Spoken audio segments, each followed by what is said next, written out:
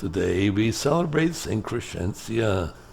Never heard of her? Well, you're going to hear a little bit because she spent most of her life as the lowliest in her social circle, and yet she endured every hardship with love and grace. Crescentia, a gentle German nun in the 18th century, was born into poverty, followed her father's footsteps, became a weaver for their small village, but her heart told her God wanted something else, and she began to dream of becoming a nun. When she originally applied to enter the convent of the Tertiaries of St. Francis as a young woman, she was rejected because she had no dowry. A kindly benefactor, a bona fide fairy godmother in the form of her town's Protestant mayor, knew Crescentia and was so moved by her faith that he made a large donation to the convent. How's that? The sisters immediately asked him how they could repay his generosity, only to be told that he desired nothing but their acceptance of Crescentia's application.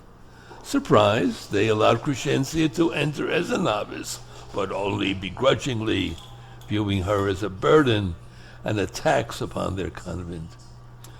Uncowed by their cold reception, Crescentia bravely embarked upon her hard-won vocation. Her poverty and the manner of acceptance were well known among the sisters, and they used this against her, treating her with disdain and even reducing her to nearly a servant among them.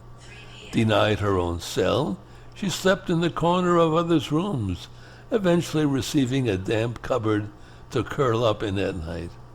On top of her daily obligations of chores and prayers, she cooked, cleaned, and weaved for the nuns, treated more as a maid than as a fellow novice. Despite these daily humiliations, Crescentia responded with patience and grace. Her cheer never dimmed, and her meek submission did not waver.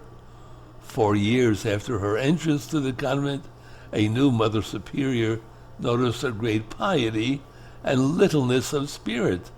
She lessened her load and continued to watch as Crescentia moved throughout her days, filled with joy and love, even for those whose abuse she suffered. In 1717, in recognition of Crescentia's tremendous personal holiness, the Mother Superior named her the new Mistress of Novices. Crescentia had spent the majority of her life as the lowliest in her social circle, yet she endured every hardship with love and grace. She responded to the barbs and mockery of the other sisters with a meekness of spirit that left no room for bitter resentment, and she offered all of her little sufferings for God's greater glory. When she became the novice of mistresses, she brought the same gentle, loving spirit with her, molding the young women entrusted to her with a heart oriented to Christ's love. In 1741, the woman who had entered the convent 35 years earlier as the lowliest of novices, mocked and abused for her poverty, was elected to be Mother Superior. The young girl, forced almost to sleep among the cinders, rose to become a woman renowned for her great faith and spiritual wisdom. Bishops, cardinals, princes, and noblemen sought her counsel. Yet even as these powerful men came before her, she remained humble and childlike in her faith, just as she had been in the years spent hidden away in the convent kitchens.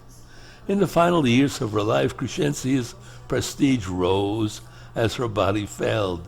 Disease riddled her body, slowly immobilizing her limbs and distorting them until she remained in constant pain, unable to move from the fetal position of her cot.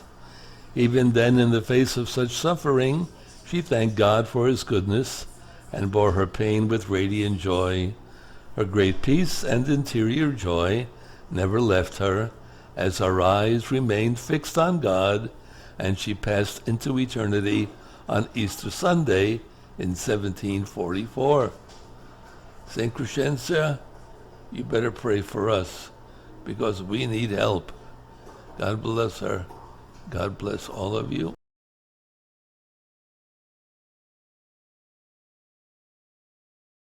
Unable to